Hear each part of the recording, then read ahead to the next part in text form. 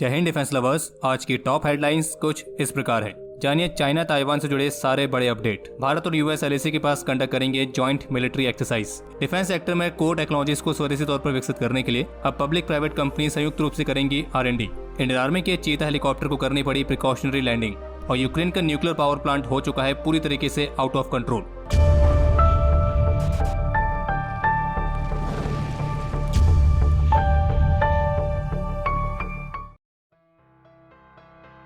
आज सबसे पहले चाइना और ताइवान के बीच जो तनाव बना हुआ है तो उससे संबंधित कुछ लेटेस्ट अपडेट्स आपको दे देते हैं। तो सबसे पहला तो यह है कि टॉप अमेरिकन लॉ मेकर की ताइवान विजिट के चलते ही चाइना ने ताइवान से कुछ इंपोर्ट्स को ब्लॉक कर दिया है, जिसमें सिट्रस, फिश और ऐसे अदर फूड्स का इंपोर्ट शामिल है। और इन फूड के इंपोर्ट को ब्लॉक करके चाइना को कुछ खास असर पड़ेगा नहीं, क्योंकि आपको पता ही है कि चाइना तो चमगादड़ खा के भी काम चला सकता है। बस एक ही रिक्वेस्ट है चाइना से कि चमगादड़ खाए तो ध्यान रहे कि चाइनीज वायरस दोबारा से ना फैले। लेकिन इसमें सबसे दिलचस्प बात यह देखने को मिली है कि चाइना ने ताइवान मेड प्रोसेसर चिप्स के इंपोर्ट को डिस्टर्ब नहीं किया है, क्योंकि चाइना भी अच्छी तरीके से जानता है कि अगर वो इन चिप्स के इंपोर्ट को भी ब्लॉक करता है तो फिर वो $multi-billion के बिजनेस को लॉस करेगा, क्योंकि ये चिप्स चाइनीज फैक्ट्रीज में असेंबल होने वाले दुनिया के कई सारे स्मार्टफोन्स और ऐसे अदर इलेक्ट्रॉनिक्स में इस्तेमाल होते हैं। इसके अलावा चाइना की तरफ से दी गई अलग अलग वार्निंग्स के बावजूद US house speaker Nancy Pelosi ने ताइवान के सभी लीडर्स के साथ मुलाकात की है और ताइवान के प्रेसिडेंट के साथ हुई इनकी मीटिंग के दौरान उन्होंने अपनी शॉर्ट स्पीच में ये कहा कि आज के समय में दुनिया को दो तरह की चॉइस का सामना करना पड़ रहा है, एक डेमोक्रेसी और दूसरा ऑटोक्रेसी। और ताइवान में अमेरिका डेमोक्रेसी का समर्थक है और चाइना के प्रोटेस्ट के बावजूद भी यूएस ताइवान को अकेला नहीं छोड़ेगा। इसके अलावा अपडेट ये भी है कि ताइवानीज लीडर्स के साथ मीटिंग कंडक्ट करने के बाद नैन्सी पेलोसी अब ताइवान से साउथ कोरिया के लिए रवाना हो चुकी हैं। यानी कहने का मतलब यह है कि यूएस ऑफिशियल के ताइवान विजिट से पहले चाइना जो दुनिया भर की धमकी दे रहा था कि हम ये कर देंगे, वो कर देंगे, यहाँ हमला कर देंगे, वहाँ हमला कर देंगे, अमेरिका को भारी कीमत चुकानी पड़ेगी, ये करना पड़ेगा, वो करना पड़ेगा, तो वो सब बातें केवल बातें ही थी, जैसे कि चाइना हमेशा करता है। और चाइना की इस धमकी से कुछ हुआ तो नहीं। यूएस हाउसकीपर ताइवान आई, उन्होंने ताइवान में लीडर्स के साथ अच्छे से मीटिंग करी और वे वापस भी चले गई हैं। बाकी जैसे कि चाइना की तरफ से कहा गया कि वो 4 अगस्त से यानी कि कल गुरुवार से ताइवान के पास मिलिट्री ड्रिल्स को कंडक्ट करने वाला है, जिसमें लाइव फायर ड्रिल्स भी शामिल रहेंगी। तो इसी बीच रिपोर्ट्स ये भी हैं कि ताइवान जापान और फिलीपींस के साथ नेगोशिएट कर रहा है उनके लिए ऑल्टरनेटिव एविएशन रूट्स ढूंढने के लिए, क्योंकि चाइना ने इस ड्रिल के तहत आसपास के रूट्स ब्लॉक करने की बात कही है। और चाइना का यह भी कहना है कि ताइवान के पास उनके मिलिट्री ड्रिल्स को वे किसी भी तरह के फ्रीडम ऑफ नेविगेशन इशू को नहीं देखते। और बाकी यूएस लॉ मेकर की जो ताइवान विजिट थी महत्वपूर्ण इसलिए भी थी क्योंकि करीब 25 साल बाद ऐसा पहली बार हुआ है जब अमेरिकन स्पीकर ताइवान के दौरे पर थी। बाकी ऐसी भी रिपोर्ट सामने आ रही है कि चाइना ने ताइवान के लिए नेचुरल सैंड के एक्सपोर्ट को सस्पेंड कर दिया है। इसके अलावा ताइवान के डिफेंस डिपार्टमेंट की तरफ से भी बताया गया था कि चाइना द्वारा कंडक्ट किए जाने वाले मिलिट्री ड्रिल को वे काफी करीब से मॉनिटर कर रहे हैं। और कल मंगलवार को कम से कम 21 चाइनीज वॉरप्लेन्स ने ताइवान के एयर डिफेंस जोन का उल्लंघन किया था, लेकिन ताइवान ऑफिशियल्स का यह भी कहना है कि वे भी पीछे हटने वाले नहीं हैं। बाकी नैन्सी पेलोसी की ताइवान विजिट तो पूरी हो चुकी है और अब वे ताइवान से वापस भी जा चुकी हैं, लेकिन अब चाइना यूएस के खिलाफ अपना विरोध जता रहा है, जिसमें वो ये कह रहा है कि यूएस ने ऐसा करके सही नहीं किया, उसने वन चाइना पॉलिसी का उल्लंघन किया है और वगैरह वगैरह। और बाकी इसमें चाइना का साथ दे रहा है दुनिया का सबसे शांति प्रिय देश, जिसे आप कह सकते हैं लैंड ऑफ पीस, कोई और नहीं हमारा अपना निकम्मा पड़ोसी पाकिस्तान। और जैसे पाकिस्तान की तरफ से कहा गया कि नैन्सी पेलोसी की ताइवान विजिट क्षेत्रीय शांति के लिए एक गंभीर खतरा पैदा कर सकती है। और बाकी ताइवान के डिफेंस मिनिस्टर का कहना है कि चाइना जो ये मिलिट्री ड्रिल कंडक्ट करने वाला है तो उसका उद्देश्य है साइकोलॉजिकली ताइवान के नागरिकों को टारगेट करना। और ताइवान मिनिस्टर का कहना है कि ताइवान की आर्म्ड फोर्सेस पूरी तरीके से अलर्ट पर हैं और उनके नागरिकों को बिल्कुल भी चिंता करने की जरूरत नहीं है। और चाइना ने ताइवान के पास करीब 6 सी जोन्स पर मिलिट्री एक्सरसाइज कंडक्ट करने की अनाउंसमेंट करी है। और बाकी यूएस ऑफिशियल के इस ताइवान विजिट के विरोध में रशिया और ईरान ने भी चीन का पक्ष लिया है। और खैर ये कोई सरप्राइजिंग बात है भी नहीं। और बाकी जैसे कि हमेशा चाइना करता है तो उसकी साइकोलॉजिकल वॉरफेयर के साथ प्रोपेगेंडा वॉरफेयर भी स्टार्ट हो चुका है और चाइनीज बॉट्स सोशल मीडिया पर पूरी तरीके से एक्टिव हो चुके हैं। और बाकी आज हम आपके विचार जरूर जानना चाहेंगे कि आपको क्या लगता है कि चीन ताइवान पर हमला कर सकता है या नहीं, और अगर वो हमला करता है तो ऐसी स्थिति में क्या यूएस वाकई में ताइवान को डिफेंड करेगा या नहीं। चाइना, ताइवान और यूएस की टेंशन के बीच अब भारत और अमेरिका के बीच आयोजित होने वाली युद्ध अभ्यास जॉइंट एक्सरसाइज को लेकर एक अपडेट निकल के सामने आया है और जिसमें द प्रिंट की तरफ से रिपोर्ट जारी करके बताया गया है कि भारत और अमेरिका की जो ये जॉइंट एक्सरसाइज है ये 14 से 31 अक्टूबर तक के लिए आयोजित करने की योजना बनाई गई है, जो कि उत्तराखंड के औली में आयोजित की जाएगी। और ये वो जगह है जो एलएसी से 100 किलोमीटर से भी कम की दूरी पर है। बाकी ये जो हाई एल्टीट्यूड मिलिट्री एक्सरसाइज है ये करीब 2 सप्ताह तक चलेगी और सोर्सेस का कहना है कि इस बार के युद्ध अभ्यास का जो ये 15वां एडिशन है ये काफी खास होने वाला है, क्योंकि इसमें एक तो भारत अपनी हाई एल्टीट्यूड वॉरफेयर स्ट्रेटजीज को दिखाएगा, तो वहीं अमेरिका इस हाई एल्टीट्यूड वॉरफेयर वाले सिनेरियो के लिए अपनी कुछ खास टेक्नोलॉजीज को पेश करेगा। और ये एक्सरसाइज कुछ इस तरीके से प्लान की जाएगी कि दोनों ही पक्ष किसी भी सिनेरियो के लिए एक साथ आ सके। इस बार की एक्सरसाइज में से कई सारी एक्टिविटीज को प्लान किया गया है, जिसमें यह देखा जाएगा कि भारत और अमेरिका के ट्रूप्स किस तरीके से अलग अलग सिनेरियो में एक साथ ऑपरेट करते हैं। और इसमें एयर और ग्राउंड एसेट्स दोनों का ही कमाल का इंटीग्रेशन देखने को मिलेगा, यानी कि इसमें इंडियन एयरफोर्स की भी एक बहुत महत्वपूर्ण भूमिका रहने वाली है। बाकी जहां एक तरफ चाइनीज आर्मी ताइवान के पास मिलिट्री ड्रिल्स कंडक्ट करने की तैयारी कर रही है, और इसी बीच रिपोर्ट सामने आई है कि भारत की special forces RIMPAC 2022 multination military exercise में पार्टिसिपेट करने के लिए यूएस इंडो पैसिफिक कमांड के बेलोस एयरबेस पर पहुंच चुकी है। बाकी एक अपडेट ये भी है कि कल मंगलवार को विशाखापट्टनम पोर्ट सिटी पर अमेरिका की यूएसएस फ्रैंक केबल AS-40 पहुंच चुकी है, जो कि एक सबमरीन सपोर्ट वेसल है, और ये यूएस वेसल करीब एक सप्ताह की अपनी इस विजिट पर है।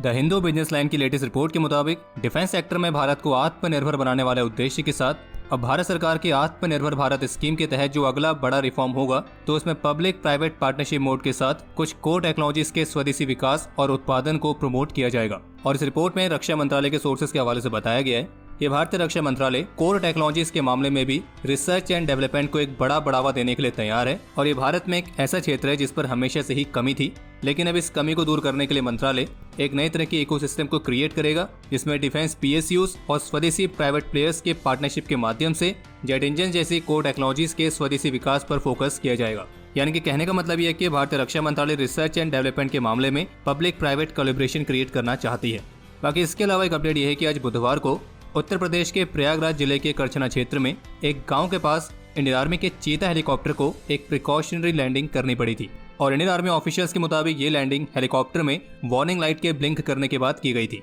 हालांकि बाद में टेक्नीशियन फ्लाइंग द्वारा इसका चेकअप किए जाने के बाद हेलीकॉप्टर ने वापस सेफली उड़ान भरी और प्रयागराज बेस पर सफलतापूर्वक लैंड हुआ। और बाकी आगे बढ़ने से पहले आप सभी के लिए एक छोटी सी जानकारी, जैसे कि हमने आपको बताया था कि हम अपने ऑफिशियल टेलीग्राम चैनल पर एक खास गिव अवे कंडक्ट करने वाले हैं, तो आपको सूचित कर दें कि हमारे टेलीग्राम चैनल पर गिव अवे कॉन्टेस्ट शुरू हो चुका है, जिसमें आपको बस एक आसान से सवाल का जवाब देना है, और जो सही जवाब देंगे तो उनमें से कोई 5 लकी विनर्स को हमारी तरफ से एक खास तरह का रिवॉर्ड दिया जाएगा। बाकी इस कॉन्टेस्ट से पार्टिसिपेट करने के लिए वीडियो के डिस्क्रिप्शन में हमारे ऑफिशियल टेलीग्राम चैनल का लिंक दिया गया है। रशिया की तरफ से जो उनकी एक नई मैरीटाइम डॉक्ट्रिन को रिलीज किया गया है, तो उसमें रशिया ने भारत को इंडियन ओशन रीजन स्ट्रेटजी के लिए सेंटर स्टेज में रखा है, जिसमें भारत के साथ संयुक्त रूप से मिलकर ऑफशोर हाइड्रोकार्बन्स को एक्सप्लोर करना और अंडर वाटर पाइपलाइंस को बिछाना भी शामिल है। और इस डॉक्ट्रिन के मुताबिक इंडियन ओशन स्ट्रेटजी के लिए रशिया भारत को सेंटर स्टेज पर रखकर भारत के साथ कोलैबोरेशन करेगा, और रशिया की प्राथमिकता है भारत के साथ स्ट्रेटेजिक और नेवल कोऑपरेशंस को विकसित करना। बाकी इसके अलावा एक अपडेट यह है कि आज केंद्रीय गृह राज्य मंत्री श्री नित्यानंद राय की तरफ से लोकसभा को सूचित किया गया है कि सेंट्रल आर्म पुलिस फोर्सेस में खाली पड़ी करीब 84,000 से अधिक पोस्ट को दिसंबर 2023 तक फिल करने के लिए सरकार की तरफ से फैसला लिया गया है। और जबकि ये भी बताया गया कि पिछले 3 सालों में सेंट्रल आर्म पुलिस फोर्सेस में करीब 1.12 लाख पोस्ट फिल की गई हैं। इसके अलावा पार्लियामेंट को इस बारे में भी सूचित किया गया है कि पिछले 5 सालों में CRPF और BSF जैसी सेंट्रल आर्म पुलिस फोर्सेस के करीब 657 पर्सनल ने सुसाइड कमिट किया है। बाकी एक अपडेट ये भी है, पुणे इंटरनेशनल सेंटर में आयोजित किए गए एक सिंपोजियम के दौरान इंडियन मिलिट्री एक्सपर्ट्स की तरफ से इस बात का सुझाव दिया गया है कि इंडियन आर्म फोर्सेस को शॉर्ट टर्म कॉन्फ्लिक्ट्स को काउंटर करने वाली तैयारी के बजाय लंबे समय तक चलने वाले युद्ध की तैयारी करने पर फोकस करना चाहिए। इस सिंपोजियम को खास तौर पर यूक्रेन क्राइसिस और उससे भारत की फॉरेन पॉलिसीज के लिए क्या क्या चुनौतियां उत्पन्न होंगी, तो इसको लेकर आयोजित किया गया था। और इसी दौरान डिफेंस एक्सपर्ट्स की तरफ से भी सुझाव दिया गया है कि इस ऑनगोइंग रशिया यूक्रेन क्राइसिस इस बात का गवाह है कि आखिर क्यों हमारी फोर्सेस को लंबे समय तक चलने वाले युद्ध की तैयारी करनी चाहिए, क्योंकि दुनिया भर के लीडर्स ने यही सोचा था कि रशिया यूक्रेन का जो वॉर है वो कुछ ही दिनों में खत्म हो जाएगा, लेकिन हम सभी जानते हैं कि 150 से अधिक दिन हो चुके हैं और ये वॉर अभी भी जारी है। और इसलिए डिफेंस एक्सपर्ट्स ये मानते हैं कि भारत को एक लंबे समय तक चलने वाले युद्ध की तैयारी करनी चाहिए।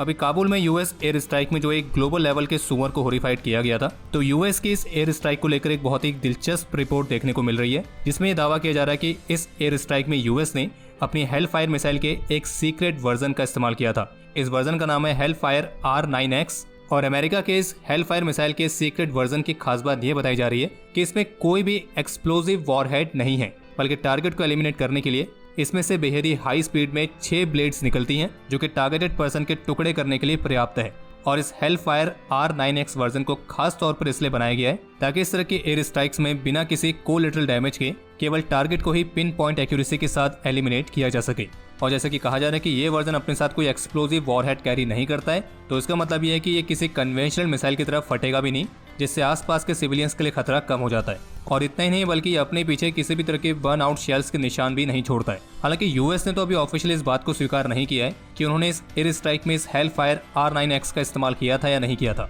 और बाकी हेलफायर के इस वर्जन को सीक्रेट वर्जन इसलिए कहा जा रहा है क्योंकि इसके बारे में कोई ज्यादा स्पेसिफिकेशन सामने नहीं आई है, और बाकी इसे निंजा बॉम्ब का नाम भी दिया गया है। इसके अलावा एक अपडेट यह है जिसमें यूएन न्यूक्लियर चीफ की तरफ से वार्न किया गया है कि यूक्रेन में स्थित पूरे यूरोप रीजन का सबसे लार्जेस्ट न्यूक्लियर पावर प्लांट अब पूरी तरीके से आउट ऑफ कंट्रोल हो गया है, और इसलिए यूएन की तरफ से रशिया और यूक्रेन दोनों के लिए एक तत्काल दलील जारी की गई है, और जिसमें यह कहा गया है कि जल्द से जल्द एक्सपर्ट्स की टीम को इस न्यूक्लियर प्लांट को विजिट करने की अनुमति दी जाए ताकि सिचुएशन को स्टेबलाइज किया जा सके और किसी बड़े न्यूक्लियर एक्सीडेंट को अवॉइड किया जा सके। और यूएन न्यूक्लियर चीफ के मुताबिक यूक्रेन में स्थित इस न्यूक्लियर प्लांट में न्यूक्लियर सेफ्टी के सभी प्रिंसिपल का उल्लंघन हो चुका है और सिचुएशन बेहद ही ज्यादा खतरनाक बन चुकी है। बाकी अभी एक लेटेस्ट अपडेट चाइना ताइवान से भी सामने आया है, और वो ये है कि साइकोलॉजिकल वॉरफेयर के हिस्से के तौर पर आज चाइना के करीब 27 वॉरप्लेन्स ने ताइवान के एयर डिफेंस जोन में प्रवेश किया था। यानी कि चाइना के फुल नौटंकी जारी है। और बाकी चाइना की जो बॉट आर्मी है तो उनकी तरफ से भी सोशल मीडिया पर लॉन्ग रेंज की ट्वीट्स करके प्रहार जारी हैं। बाकी इस पर जो भी बड़े अपडेट्स आते रहेंगे हमारे डिफेंस अपडेट के माध्यम से आपको उसकी जानकारी मिल जाएगी,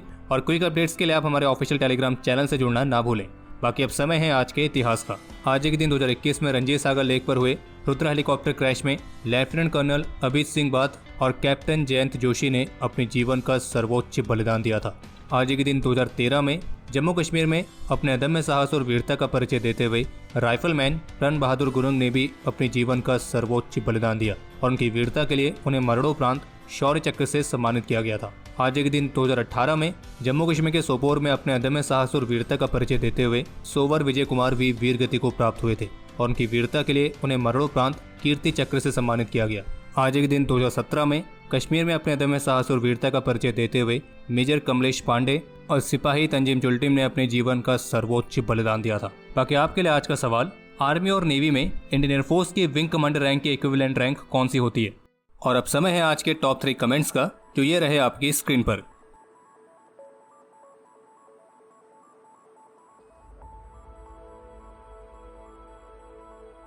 तो हमारे आज के इस एपिसोड के लिए इतना ही। उम्मीद है आपको एपिसोड पसंद आया होगा। अगर पसंद आए तो वीडियो को लाइक कीजिए, शेयर कीजिए, और बाकी हमारे मर्चेंडाइज के नए डिजाइन को चेकआउट करना ना भूलें, जिसका लिंक आपको वीडियो के डिस्क्रिप्शन में मिल जाएगा। और बाकी अगर आपने चैनल को सब्सक्राइब नहीं किया है तो चैनल को भी सब्सक्राइब जरूर करें।